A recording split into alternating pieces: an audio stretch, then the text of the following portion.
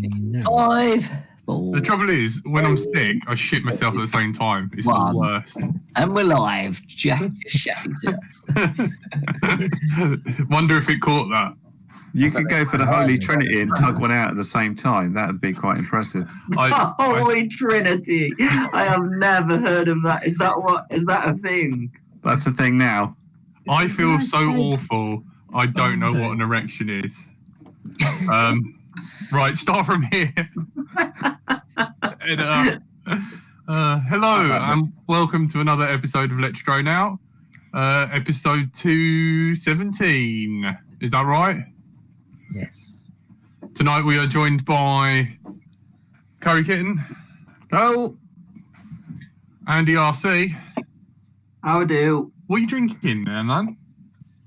Vive Aldi Coke. Oh, nice. something cheap from Tell you Aldi. what, you think you have trouble going to the toilet? You want to see what this comes out like, mate? Oh my God.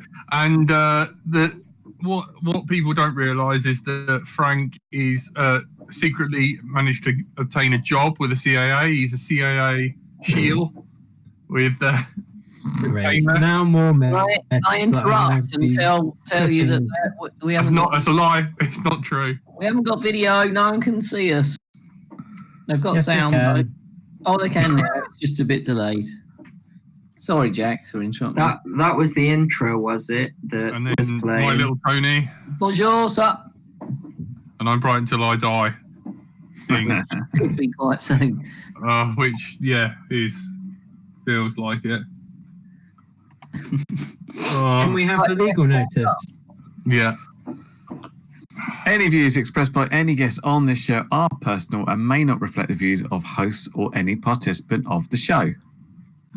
Thank you. Please don't sue us. Also, any medical advice people may give towards Jack or from Jack should be ignored too. Just do heroin, Jack. Always gone. Thanks for that. No, I'm still here. I'm just resting my head on the table. Poor Jack. He's not very well. I'm not very well either. I got a headache. Let's all complain about how ill we are. Everyone be very entertaining. All right. So Frank, Yeah. we the CAA and registering. That's It's the thing. like What's I'm that? not being funny. I don't like it, but it's a step in the right direction because every update had been getting worse and worse and worse, and like Brexit. Yeah, the drone version. Yeah, like if you're, it went from like you got to put your name on a list like a sex offender, and then it got to you've also got to give a £16.50, and then it was you got to get a tattoo with like a number and a barcode on your forehead. Then it went to you've got to have a tracker inserted up your anus. That's and a then planet. You were okay with that one, weren't you, Jack? Yeah, well, I mean that would just be that. that He would was be going to gone take in mine as seconds. well. That'll never take hold, will it? Don't be. Yeah, and then it went to if you're a drone user, you've got to live in a concentration camp, and then it's kind of they've done away with most of that, and now it's only £9, and you've got to go on a list. Well, kind of. What's this about the tests? Tell us about the tests, because I was losing it. Well, I wasn't understanding it properly. We were just talking beforehand, and these things of B tests and where you get those from and stuff like that. Don't talk to me about B tests. I need one, and it's all line of sight, and I don't fly line of sight. So what's the point? I thought you were on about hepatitis B. I probably got that as well. I can tell you about the history of these certificates before drones were a thing. Well, that's And- the thing. and- Is it because it's before drones were a thing that it's an actual thing? So they need to actually redo it then because. So before we had electric brushless models, the only real option was to have a designated flying club with a field because it was the only safest way to do it. And then you would, I mean, you didn't have to, but you know, it was a benefit to join the BMFA because you would then be affiliated with them and be insured. And they had this achievement scheme, which wasn't mandatory, but clubs made it mandatory. Clubs self-regulated themselves in order to have a standard of, you know, competency. So a lot of clubs wouldn't let you turn up, join, and fly solo unless you had passed your A test. So A test was you can fly solo without somebody having to stand next to you whilst you fly. You could just fly, you know. I mean, you'd need people there with you. You couldn't fly on your own, but you had a flight line. You know, you've got different sets of rules. You have to be so far away from where you take off from, etc. You know, and to put another myth to bed already, this isn't what the BMFA require. The BMFA don't require you to have an A test before flying solo. It's just there so that clubs have something that they can use if they want. If they've got a site that they've worked really hard to get and they want to keep it, but they want to allow more people to come and use it rather than just the small group of people that they know personally, then they need to be able to have a way of, you know, someone from another club coming over. You know, if they say, the other club know me, I'm good. Like, then there's all this kind of rigmarole of contacting someone in the other club and being like, this person says they can fly. Are they safe to fly? Is that all good? And the A test just kind of skips that whole thing out, and it says, you know, this is a bit of paper that says from this other club, this guy's all right. He's okay to fly. You don't have to, you know. Yeah, so can we rewind a bit and explain exactly why we're talking about the A/B test in regard to what it means going forward with the registration and exemptions and stuff? Giving some background as to what the A test and B test are at the moment. I think it's important to sort of lay the foundations of the A and B test, where it came from, because it did become a standard with a lot of clubs of competency, and the clubs that I've been in, you had to have an A test. And if your club put on an event, so you would invite people, or you'd have competitions. We'd do competitions. In order to enter the competition, you'd have to have a B test, because you know, you'd be flying around pylons and doing sort of more risky things. So they became sort of a self-regulated standard.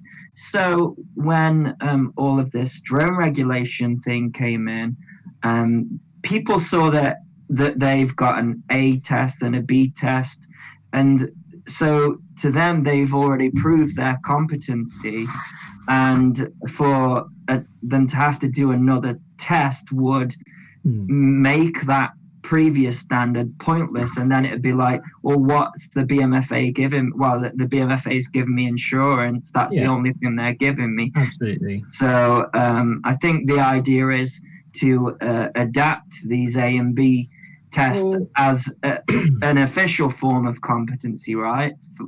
So the A and B tests aren't, the BMFA A and B tests aren't changing yet, as far as I can tell. Speaking with Andy Simmons, that hasn't been mentioned anywhere. Like, the A and B tests, they're just standing, but they're a long-standing kind of state of like, okay, an A test is some guy you can let loose on your field and he's not going to cock it up for the rest of you. The B test is someone who's at a standard that you actually might want to show off, or invite into a competition or something like that. That's round the wrong way already. It's what, Tone? Round the wrong way. What do you think? A was always best, B was second best. Well, This fits in with the modern GCSE, where 1 is worse than 9 is best. Oh, fucking Well, there is also the C test. There is a BMFA C test. What, you're a Uh, C? Well, Tony, I fly mode What 1 is the C and test? you fly mode 2. So does that mean that mode 1 is better then? Not at all. Well, then that's You're just backwards an to what idiot. you've just said. right. Well, anyway, so there are What's the these C test? kind of. It's just like a. Can you plug kind in of your meant battery? to be a It's, kind of. it's for It's- sailing boats. Funny. No, it's letter C. It's just like another standard above B. It's for people who want to show how good they are. So way round. I'm getting the idea what the C stands for then.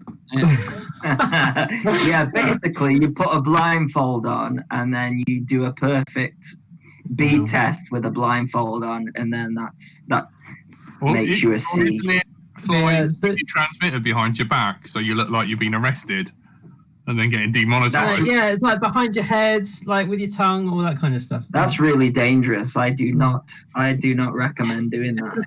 No, that's not. Just look it up if you want to get into that. But so there's been the A test and B test, and also the other thing to think about is that for a long while it was just the fixed wing A and B test. I mean, there's like There was a Halley one. There's always been a Halley one as well. there's the heli one, and then a few years ago there was kind of adapted from the heli one. There's been the multi-rotor one, but as Tony knows, Yes, it's annoying as hell. known. I would like to know if there's a test for free flight. Is to say, okay, we'd like you to release your plane and just see where it goes, and if you can not get hit, you pass or something. Uh, Or if you get hit, you pass. kind of That's extra. a points. Darwinian test, I think. So Yeah. the B test needs updating, doesn't it, for multi-rotors? Because No, well, it exists. There is a multi-rotor B test, and that It exists. needs updating for FPV, I think, is what Tony wants. yes, There because is also the FPV extension certificate. No, that means you'd have to get the initial test first. We don't want that. So why is all this relevant to? Because July regulate? This is like a whole other can of worms that we've already opened just by starting to get anywhere near what we're. So let's go there then. let's Go on. definitely go there. July of next Explain year. in your calm and reasonable manner why we're talking about these tests. Have please, another Frank. drink, quick, Frank. Yeah, well, if I drink too quickly, I'll just be cursing and swearing before the end of the show. Oh yeah. well, Yeah. keep doing that then. Welcome to LDO. I like Yeah. cursing Frank. It's weird. It's like your parents having this weird argument where they're actually swearing at each other. It's a bit Cursing disturbing. Cursing Frank is normally after Colin McRae, Frank. Yeah, Yeah. that's true. But yeah, so as of we were up until like 3-4 weeks ago, all of this was going to get completely ignored. All the A test, B test, all of that was just something that people did in their fields for their own use and not for anything else. And all the sort of prior kind of standing of the Model Flying Associations and the Commercial Flying Association, RPAS, that was all just going to get ignored, and there was going to be a flat drone registration and education scheme for all. And if you kind of look into the broader picture of what's going on here, so as Andy said, back in the day, the only way to do any of this was successfully, basically, was to go join a club and they'd help you with your doping, your fabric on your balsa and all that kind of stuff. And then we've had some changes to that mean there are a lot more people that can just buy stuff off the shelf and fly, and there's tiny whoops, and there's it's not just big IC things, there's a whole range of models and flying things and situations that you might be flying in and all this kind of thing. It's got a lot more complicated, a lot more popular, so there's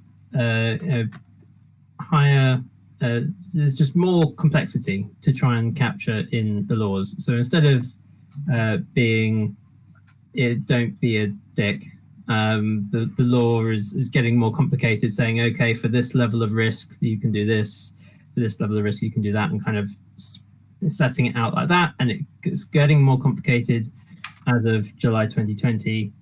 And as part of that, they've kind of gone, now it's really quite complicated. We're going to have to get a way to make sure people read this and, but pay attention to it. How are we going to do that? Well, we'll set a test, and we'll make people have to go through the test before they can fly, and we'll just push everyone to go through here so that everyone has read the new rules in July 2020. And they're like, well, we don't really want to have everyone doing it all in one go, so we'll get the registration scheme up and running in advance, so that it's all the bugs are ironed out by July 2020, when the rules get a lot more complicated. Rules are nice and simple now, so the test will be nice and simple now. System nice and simple. We'll test it now, get it all running, and then we'll make it more complex with the more complex rules in July, which hasn't been popular because people are like, well, the rules are still simple. I've shown my competence with these current rules.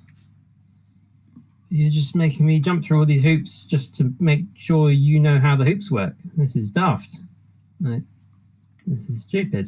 The Department for Transport, up until the new Secretary of State for Transport, the previous one, we're just like, ignore them. They'll go away. Just carry on doing what you're doing. Set this thing up. Make it happen.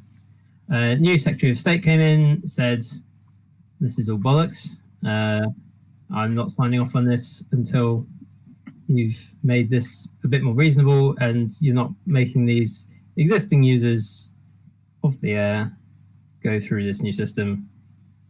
Like, get them on board, like, sort this out. So that's kind of what has happened. Is the people that have been building this for a year have been told to sit down with BMFA and FPV UK and RPAS and try to make something workable, without completely scrapping the whole thing. So that they've been having to kind of find a compromise, and the compromise that we've got so far is that it's going to be delayed opening by a whole 5 days. It's also going to be, there's going to be an exemption for the members of the associations until the end of January 2020, basically because that's when the BMFA's renewal is. So if you are a member of any of the associations, then you can ignore the paying the money until the end of January, and then you can either pay the money yourself, or they can collect the money for you to try and they're not making money out of this. Like, the associations are going to lose money on handling all this bullshit, but they're trying to do it to make it as easy as possible for their members to carry on flying without having to lift too much of a finger, apart from just to say, yes, opt in, take my money. So, So no one's got to worry about anything till, as long as they're with the BMFA or FPV UK, they ain't got no one's got to worry anything till January, yeah? So if you're a member, then you don't have to worry about this till January. I'm sure the associations, I know they are going to be sending out stuff maybe tomorrow, possibly early next week, being like, this is how we're going to be dealing with it in the meantime, because obviously they're genuinely day-to-day having to continue having these meetings and work out how we're actually going to do this, of now exempting people for 3 months, 2 months, 3 months. How are we going to prove that you're a member of the association? What's the accepted way of doing that? So I'm sure that's going to kind of be coming through in the next few days, I imagine. So where's the tie-up in this with the B cert? Because we were talking about, was there some sort of extra exemption for this? So the drone registration and education scheme comes in two parts. Simply put, one is paying the money, the other is doing the test. Ooh, there was a note. What did the note say? Said right until I fly disconnected. It said Jack's gone to the toilet. Well, that's fair. One is paying the money and getting an operator number that goes on all your aircraft. The other one is the pilot ID, which you get by doing the online test.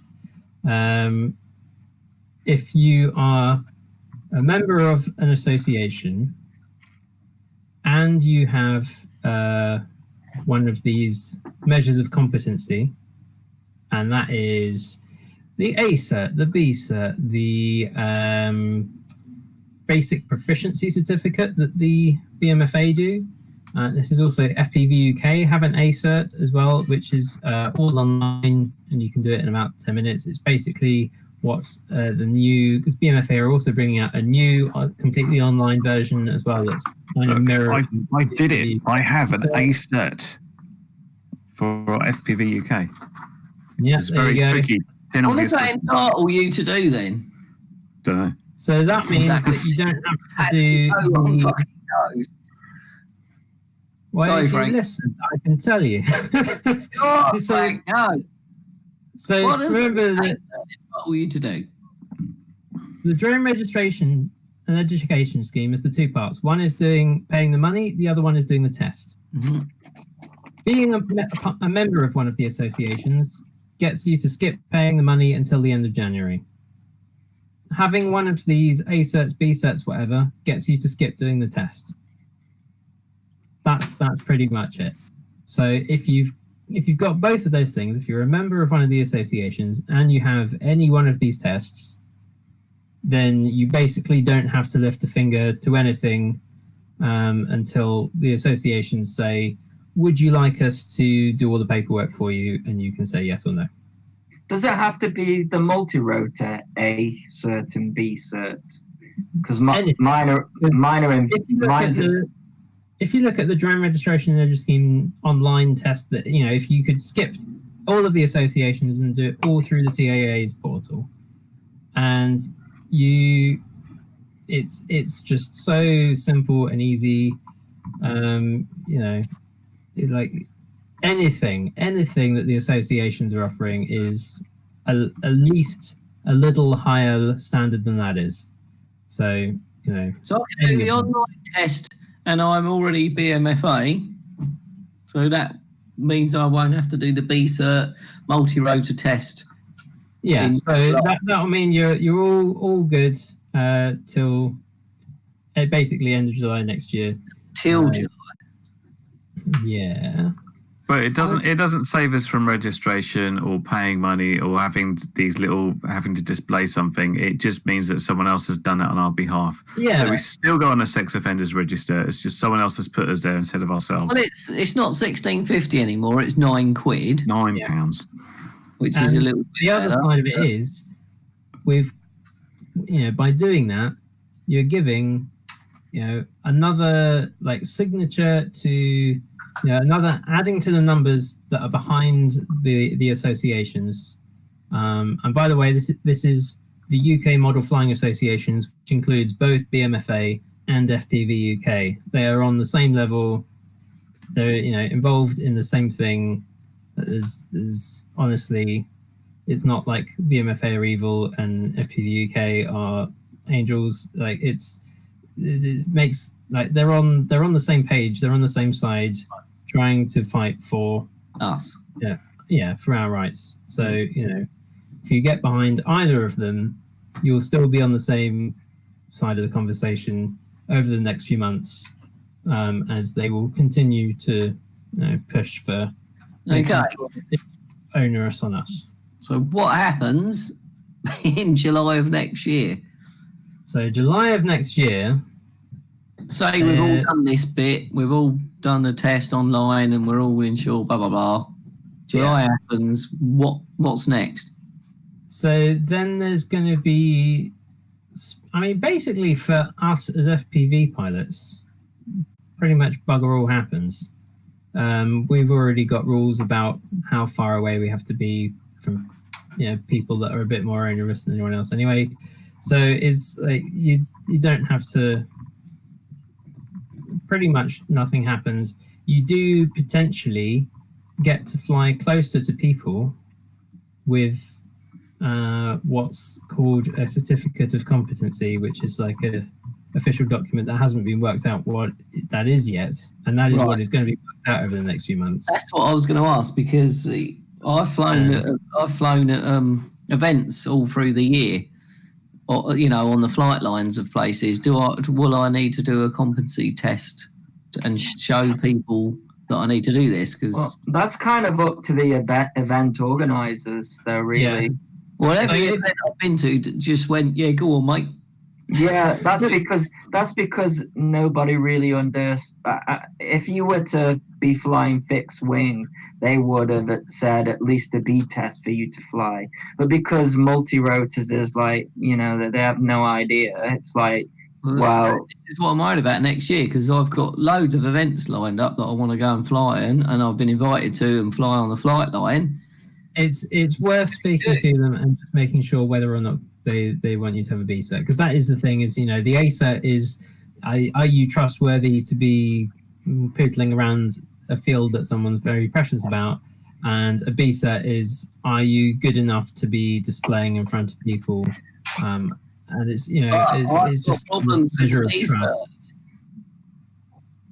Well, keep an eye on FPV UK is all I'm going to say. That sounds promising, because in one way you could say to Tony, "Oh, just do some line of sight practice and do it." And in the other side, it's like, why should Tony practice all this line of sight stuff just so he can turn up to an event, not to show line of sight? It's pretty pointless, isn't it? the idea of line of sight is, if your camera feed drops out for any reason, you lift your goggles up and you can fly. You can land it safely. There has. I mean, if someone invented a proper FPV test, they might do something like fly long, lift your goggles, and recover your drone as part of the test. But flying pure line of sight, just so I can do a figure eight, I can do a circle in each direction and take off and land, doesn't really qualify you to do as well. Yeah, so playing devil's advocate, I imagine the justification would be from them that if you're in that situation where you're flying FPV at a display and your feed craps out, you need to be able to lift your goggles and recover from whatever orientation and wherever you are line of sight. So if you're halfway through flying a maneuver upside down and your video craps out, you still need to be able to recover that line of sight. And the easiest way to show that is that you can fly those maneuvers line of sight. If you can fly your figure eight and you can do your loop line of sight, then it means that you should have theoretically the skills to be able to recover that line of sight. You have to remember as well, you have to remember FPV is a new thing. A line of sight is, it's dominated for decades. So, it's going to be expected of you to be able to do line of sight first. Out of interest, because you'll know this, Andy, what is the situation for people should they lose radio signal? What is part of the test then? Because I'm just equating that to, okay, because in any sort of race event or anything, they will check that your failsafe is set up to immediately disarm, so you just fall to the ground. So in some ways, I suppose you could argue that sort of losing vision, depending on the circumstances, is a bit like losing radio signal. You might want it just to fall immediately on the floor, because of course you shouldn't be overcrowded to people and stuff if you're at some sort of event. Yeah. So what would be the situation? What is the done thing should you lose radio signal? Well, go like this and start waving your arms around. This brings it back to Andy's point. If you lose radio signal, there's nothing you can do about it. If you lose video signal, there's something you can do about it. So that's the answer. If I I suppose it depends where you're flying, doesn't it? I've a couple of times lifted my goggles and recovered and landed, but if I ever lose That's why the insurance. lose that sight, I normally just disarm and just like, well, I'll go and find it in a minute. That's why the insurance is there, because years ago we didn't even have fail safes. What had happened is you'd go out of range and the thing would just fly on forever and fly for miles and miles. But as long as you were adhering to all of the correct distances away from people, there's an element of risk there. So as long as you follow the BMFA guidelines, some things are going to go wrong. You're going to crash. Jack just said a great point. He's all probably on the toilet typing this, but he's put, I'm a glasses wearer, so if I lose video, I have to take my goggles off, find my glasses, put them on, and work out my orientation of the quad, and then fly it back. Ain't gonna happen. It's already crashed by then. Actually, Labotics also in the chat has another good point that I would make on this, in that the BSERT, you have to do it in acro mode. You're not allowed to have any not allowed stabilization beyond that required for it to actually fly.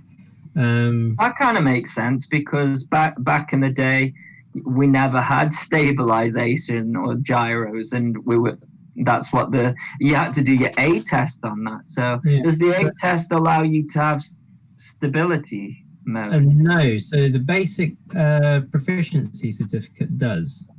That's what the basic proficiency certificate is. It's basically the A test, but using stabilization and or GPS and or whatever else you want to do. Okay. So if you're doing it with like a Phantom, then that's probably going to be in basic proficiency certificate. As somebody who's been through all this, and like it should be hard, I think, because if it's hard and you pass, then you're proficient. And I've always said this. And just because you can do it, well, I think a blown line of sight. Context and circumstances are quite important to this. When you were back in the olden days, as I'm going to call it, Andy, when you were a wee nipper, and people used to fly line of sight planes, you'd be up high and you'd have an amount of time to do things. And trying to sort of transpose that onto modern quad flying, which is generally really fast, really low, doesn't really bode well. I've lost vision. By the time you've done this, you're already in the ground. So you really want it to disarm. It's not that line of sight isn't important for recovering a quad if you can do it. Like I couldn't the other day. Literally, I lost vision because my HDMI cable decided to become unplugged. And what I couldn't do is take my goggles off, get my glasses, go back and look over and find my quad, and I just disarmed it. So what they do need is a more up-to-date test. They need like an FPV pilot test where most of it should be FPV, and there should be some test to say, like any sort of basic safety test. It's like, okay, we're going to simulate you losing your video. What we want you to do is lift your goggles up, recover your aircraft and land it in front of you, as you might do in this situation. And if you can't, just disarm it, because you won't be over crowds anyway. How can you guarantee that though? I think you're running into dangerous territory there, because if what you're suggesting is leading to every model having to have some sort of GPS fail-safe rescue. No, I'm not suggesting that. I'm suggesting that there should be a part of a test which said you've lost your vision. I'm of the opinion, yes, you should be able to at least recover it, but there's nothing to say you shouldn't be able to go into at least stabilization. I don't think I'd be mean enough to say you must land it in acro mode. We've given you Jack's crazy rates in order to try and land it or something like that. I agree with that. But I think the majority of the test should be... Yeah, this is the LDO test. So the majority of the test should be about FPV flying. Can you do this? Can you do that? And, there's plenty of people that can't do a lot of stuff in FPV when they start, like fly gently and land, which I think are useful things to do. So having a part of the test to say, lift your goggles, recover your model, land it in front of you, I think is a fair part of the test. But I think the entire thing in line of sight to say, okay, you're now qualified to fly FPV, even though we haven't even talked about that as part of the test. Here it is. Goes against it in wrong ways. Exactly. Well, how the about other side of this is that it's all well and good saying, we need one as well that's even more tailored to FPV, but at the moment, like, people are struggling to find to be able to get a multi-rotor A cert or B cert, because if they're part of a local club and they want to get the examination done with the examiner at a local club, and unless that examiner is very familiar with the multi-rotor A cert and B cert, then they might not even be aware of it. And at least it's as I've seen on multiple occasions already, the first thing is they then have to go to the BMFA and go, where's multi-rotor certificate thing? How do we do that? Do we need a helicopter examiner? Do we need this? Do we need that? So it's I'm sure there are clubs out there that are doing this all the time and it's second nature to them, but there are also quite a few clubs, by the looks of things, from people that I know that have tried to get multi-rotor A cert, that it's not been a simple process. So I think maybe we should get that sorted out. I just think there needs to be another test. They need to do an FPV test. they need a Tony test? They need an FPV test. It's stupid doing it's like, I don't go into it and drive my car to my next job via the fucking pavement with a radio control. I get in it and Can I drive just it, say, which is totally different. Can we Hello, AJ. Hello, Hello. AJ. Thanks for joining. Sorry, I've just realised that I'm terrible in the chat. I just sit there and say stupid things. So it's better I come in here and say stupid things where you can see my face. Do you know what? It did get me thinking this. There is something interesting in the perception of this whole thing. And that is, it kind of allures a little bit to what Tony was saying about his level of comfort with, for instance, flying loss. And it got me thinking really about the integrated systems of what things are. I mean, I did my A and B on helicopters long time ago. And that's because I was, as well as just flying them for a long time, I was asked to do a couple of display things. And for public display, as Andy said, really by right, you should have your B cert to prove you can do it safely and all that. But my kind of argument with multi-rotors is that things have changed in terms of, what you're asking the system to do when you're flying a multi-rotor, inherent by design, when you're flying a multi-rotor in acro versus angle. What's the argument? You're saying you should be able to fly it in acro, but how do you define the difference between acro and angle other than you're throwing a switch? The flight controller is capable of both, and both are integrated into the system.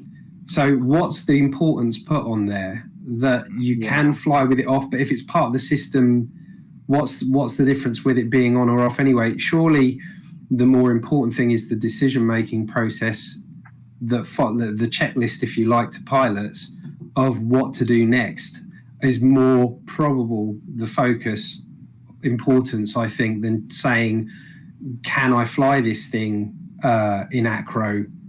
Should one or the other fail? With helicopters back in the day, you're still doing, even when they went flybarless, you were doing that same thing of controlling the helicopter, but you're telling a system what to do. And there's still a level of computing that's going on. You don't have, in the same way you don't have direct control of a quadcopter, you're telling a computer, I want to turn left, but all the actual computer algorithms and control is done by, you're just giving it an interpretation of what you want and it's doing it. So why should we look at level flying, level mode, any differently than we should look at acro, is what I'm saying. I think, in terms of safety. I think including level mode in, if there was a test, for example, where you had to simulate your video cutting out, the first thing that you should do is stick it into level mode, because you could be upside down when it cuts out, and by the time you've lifted your goggles up, you're in the ground. So if you flick a switch, it's gonna right itself. And a good example of this, I watched this happen to NJ at Mini Air Show. You were flying and someone plugged in. And shot me out the sky. Absolutely.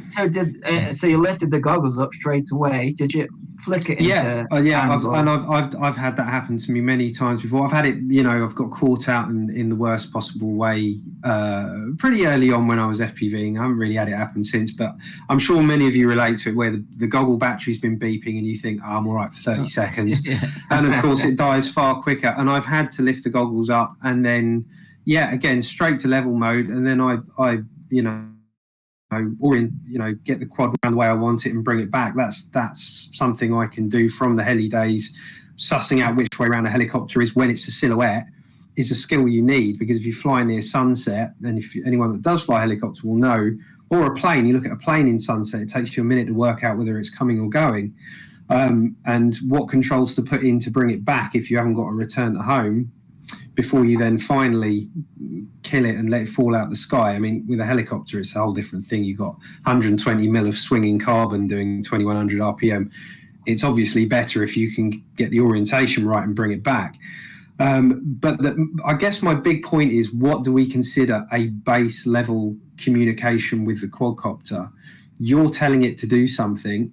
If it has the option of level or acro as part of its base communication, I don't think one should be discriminating over the other. No, I agree. Especially if it's something that's advantageous to the pilot to make good choices. In that way, I do, and I'm from the old school where you had to learn all that, and I did my A and B cert, and I understand that. I'm lucky I've come from that background, because it meant I could go out and fly a quad lost with no problems whatsoever. But I understand where Tony's coming from, and although whenever I teach anyone, I always teach them basic loss first, so I do think you should learn it, to be honest with you, because I think it's good for the brain anyway, and there are situations where it could help you. I do think there is an argument for saying, what is that base communication with the quad? What's available to that quad in terms of the onboard computer? What can it do to help you, the pilot, and make that part of the process of recovery and good decision making? That makes sense. I also think Jack has a great point about people who wear glasses as well, because you couldn't do that if you wore glasses. But you have to remember that part of the deal of being able to fly with goggles is that you have to have a spotter, right? So let's just if you do need to wear glasses, I think it will be very unreasonable to ask the glasses wearer to wear contact lenses, especially as the fan is basically drying them into a crusty thing stuck to your eye. So that's not an option. But for people who wear glasses, we're supposed to have a spotter anyways when we're flying. So let's just say, the test would be, all right, my video's gone out, you pass the transmitter to your spotter and your spotter takes over. Your spotter's your mum. My mum again. What the burp? I don't think your spotter has to be, because back in the olden days, when the regs first came out, the spotter had to be someone who was able to take control. But these days, it's just someone who can see where you are, isn't it? Yeah. Well, it should. I think it should be someone who can take control, though. But that's even. What's the point in having a spotter otherwise? So I wouldn't be able to spot for you because you're mode 1, and I'll be like, I got it, Andy. Oh, what's going on here? It's all gone funny. Yeah, well, all of my friends are cool and fly mode 1 locally, so I don't have weirdos up there. I don't have that problem. You're all from up north. That says it all. I wasn't actually laughing at anything you just said, but someone started talking about shadow puppets, so I've got to do this. Very good. Very good. People are flying their spotters or their dogs. Their spotters are the dogs. Yep. Well, yeah, to have something running around barking directly under the quad as to where it is or just behind it. There's latency in that dog. Hold on. That works. I'm not sure the dog will be able to call out that there's light aircraft coming in dead stick into your field, but Mine does. He I does it with a really- series of barks and sniffs. I really think there should be a different, another B-cert test for FPV. I think that needs to be. well, I you're just- part It's of not a often I BMFA get to club. say this, but I agree with Tony. Thank you. I definitely think there's a deeper thought process that needs to happen, and it feels like there's deadlines and bodies are rushing towards it. And I mean, I presume everyone's seen XJet's video where he points out. I know I'm not. He put another one out today saying I'm not attacking the BMFA, but I mean, there's in terms of how the legislation's writ, there are holes. And it does need refining. Like it does feel like things are rushing a little bit.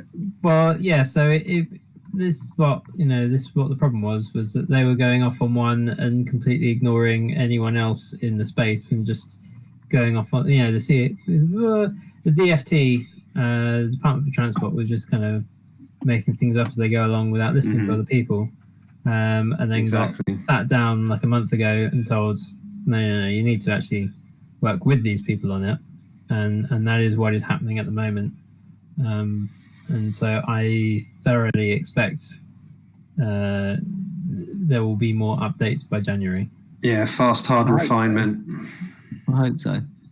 Because I can't fly line of sight to save my life. The thing is, though, Tone, Imagine if you- in that croak. Oh my god. The thing is, though, Tone, if you've been invited to these events, then they'll probably give you, especially as you went last year, they can't say, we let you in last year, but this year. And if you've been invited, then you probably won't have to jump through any hoops. You've already proved your competency to them, probably. It's not only that; it's the whole different changes in July as to earning money. Via Yes. So FPV. this is kind of the potentially interesting thing that if you're thinking about a BSERT, it might be worth doing it before next July, because there's Does it have to be in multi-rotors, though? no. So I've got my B-certs in fixed wing, NJ's in Halley's. So we don't have to do the multi-rotor one at Unless all. you're going to have to do every test on each different aircraft, then I can't imagine they're going to be bothered about it. This is really, I really want to do I need to do the B-cert before July of next year. I mean, it's also possible that we get a new Secretary of State for Transport who goes, fuck them, we'll just do whatever we like and not listen to the community, and decides that the BSERT isn't worth anything and it's going to be PFCO on speed and require even more stuff and cost even more money. I mean, it's That's not changed. impossible. It's changed so many times. It almost seems like it's not worth discussing because it just changes all the time, and just makes people worry. There's definitely an element of that, but it's good to see that we're not being completely steamrolled over. The BMFA's involvement is ultimately in the right direction. But as Andrew said, it's I dare say it's all going to be a hard refining process. By January, we may be discussing completely different things. Probably will, but is it? I want to earn money from July from next year. I like literally want to do this as some bit of my wages. Do I just go and do a PIFCO, or do I wait and? Well, you'll have to wait, Tone, is the answer, I guess. Well, this is the thing.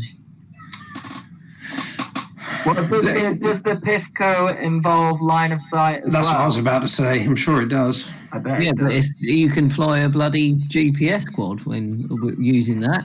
Yeah, but don't that's you have true. to do a test on each quad you'd use or something? No, you just go and do it using I can take my Phantom 3 down there and put it in GPS mode and tell them what the weather's going to be tomorrow. Write a log of whatever, and That's just completely pointless, though, isn't it? yeah, well, exactly. This is totally different to what I'm flying FPV. This is what this is why we're here talking about this, because if I pass my test using a Phantom, I'm just hovering, let go of the sticks when I panic, press return to home. It's just the thing, different. a big part of the PFCO is that you, at least I am kind of now speaking a little bit more outside my wheelhouse, but my understanding is that you have to write your operations manual.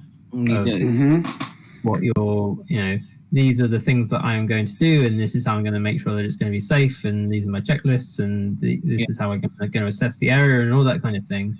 And you have to write that, submit it, get it signed off, and you can get it back. At the moment, things might change, so.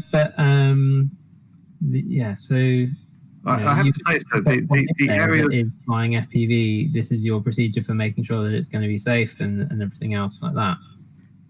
The area of commercial versus recreational flights has always been a weird one, because depending on the circumstances, two people could do exactly the same flight, but if one did it for money, then that... And this is what is changing in July 2020. One would be illegal, one would be legal. Although you can earn money without having a PIFGO if you didn't set out to earn money.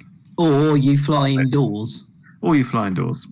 And this is what's going to change July 2020, is that there is not going to be a distinction between flights that are done commercially and flights that are done non-commercially. It's going to be all about the risk. So it's going to be where you're flying, what you're flying, who is flying it is what's going to matter, not why you're flying it.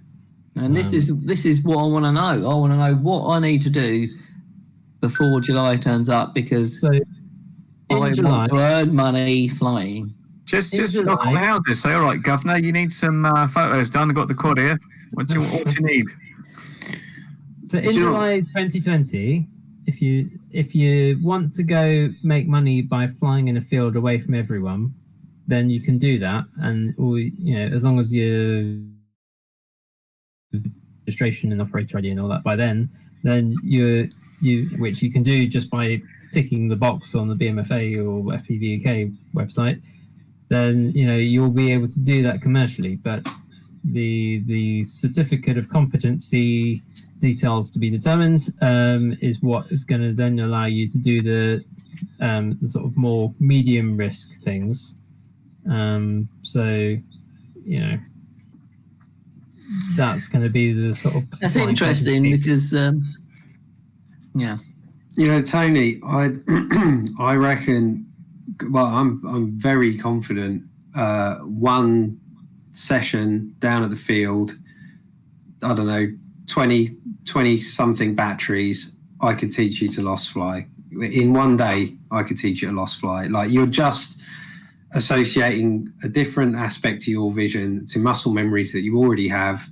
And I've taught my missus to fly. She's had a go on the sim, and I've managed to get her to do a lost flying in level mode of a drone, and she's managed to get it to hover and move around. There's absolutely no question you'd be able to do it. I mean, I'd quite happily come down and we spend a day, and at the end of the day, you might even be moving on to some basic acro flying. And Tony, you like do RC cars, right? You don't, huh? Yep.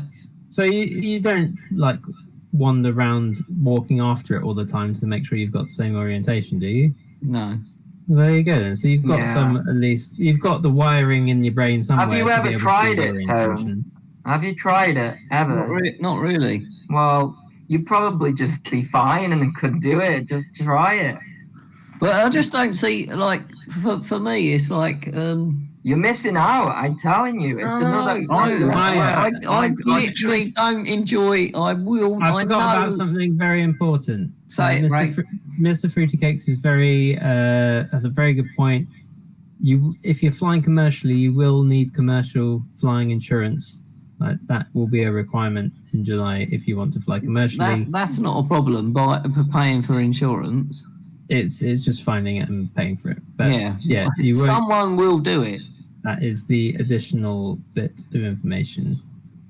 I have to just say, my problem with line of sight flying is not orientation, etc. It's the fact that after 2 batteries, I was like, this is really boring. I'm flying in circles here. Well, you're doing it wrong then, Wayne. That's what I'll say. I'm with Wayne. I find it so... Okay, well, look, I can change and go the other way, or I could do a figure 8. Look, I could do a flip, but... What's the current cost of a PIFCO. It's like, isn't it? It's like significantly less at the moment. I thought it was like $2,000. Yeah, because they're pooing themselves because they know everyone don't need one by July. Right. Okay. Yeah, because I remember there's when I first looked into doing the commercial side of it, which was 6, maybe 7 years ago. There was actually there was less than 10 people on the list who were certified. And one of those people was a guy called Alan Davis, and I can't remember his company. It will come to me at some point, but he did a lot of work military-wise. But he did commercial drone operation stuff. And I contacted him and I went and saw him, and he didn't have a lot of good things to say about the PIFCO thing. And he actually did it himself. And he said, at the time, I remember him saying, you don't need to actually pay that, provided you're inclined the way he was, which is he wrote his own manual for his aircraft. He basically did all the paperwork and submitted it to the CAA and got approval by doing it all himself and not having to spend the money. So if you're that kind of person who enjoys doing all of that, there is another route to doing it and to getting certified. Is that still the case? But maybe that's changed now. But he's still, I'm pretty sure he's still, well, now he's certified. I don't know whether he'll have to go through the PIFCO thing, but at the time he got out this manual and he said, look, just slammed it down. He said, I wrote that. Sent it off to the CAA and I got approval from them directly. I didn't have to go and pay $2,000 for this certification, which I thought was quite cool. Yeah, it was the case because it used ages ago to be called the BNUC, wasn't it? When a couple of people only went through it. BNUC, that was it. And then it was a P4. Is they just had these agencies set up that was recognised by the CAA. Correct. So if you went exactly through there, the CAA it's kind of like a fast track, but it was always possible to do it yourself. But of course, most people just shy away from that sort of.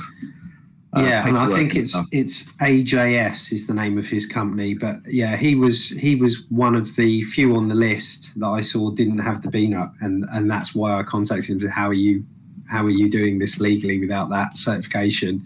And I think his term for it was a self-licking lollipop. I remember that because when he said it, I burst out laughing at the time. But AJS Support, I think, is his company, but he was one of the first. And I said that was when the list was 10 or so. And that obviously, if you go and look up that list of who's registered commercially for flying drones now, it is probably about 1,000 companies now. It's colossal. I've got so many contacts, and I've done some work Tuesday with a big company, and it was all free, and I've done it for friends and stuff like that. So, but July, I want to literally do it and earn money. And I just don't know what to do. Like people saying, do this, do that, and it's just so up in the air. And there's this B cert, which is line of sight. I don't fly it. I fly FPV. It's just doing my nut. The sort of the range of possibilities here is quite wide.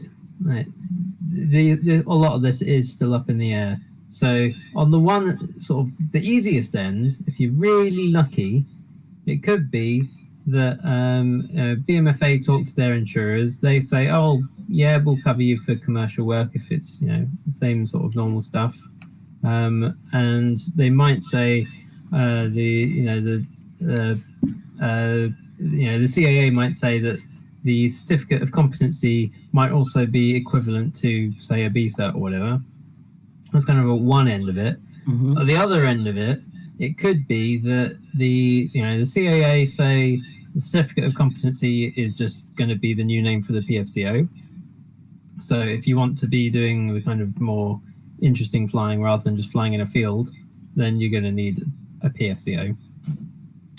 And it could be that the insurers say, whoa, we're getting a lot of people coming in wanting commercial insurance. We're going to have to raise our standards.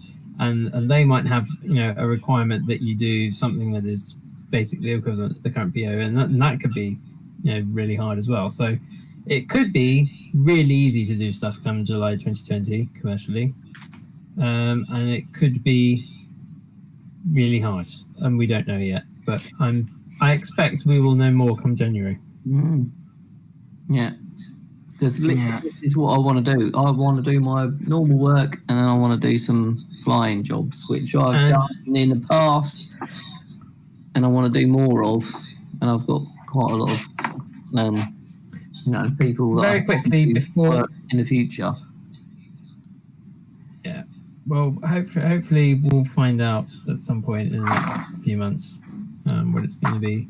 But yeah, very quickly before we sign off. Control line, you can do what you want, don't worry about it.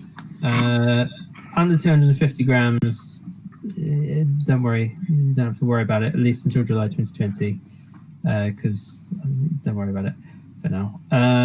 Then the flying indoors, don't worry about it. Indoors is not, outdoors is not under these rules. Mm-hmm. So that's kind of, if you're not in the UK, forget everything. Don't worry about it. But yeah, is Jack coming back to sign us off, or is he gone for good? He's on the toilet. I don't know. That was a guess. I mostly ring him when he's on the toilet, so I probably guess he's probably on the loo. So someone else can sign us out. NJ, you're good at that. I was going to say, NJ as chat's favourite. I think. As I just went and jumped in and interrupted everyone. I should probably do that. Okay. No, we appreciate it. Yeah, the old brain went mental. I thought, right, I'm not going to be able to get all this all typed out. Okay, so thank you very much for watching Let's Drone Out. You have been joined by everyone's favourite Carry Kitten. Goodbye. Andy RC. Ta-ta. Andrew / Frank. Bye. And Jack's little Tony. Bonjour. I'm NJ Tech. See you all soon. Bye. Bye. See you next week. Thanks, MC Creations, for your donation. We'll light Jack's hair on fire next week.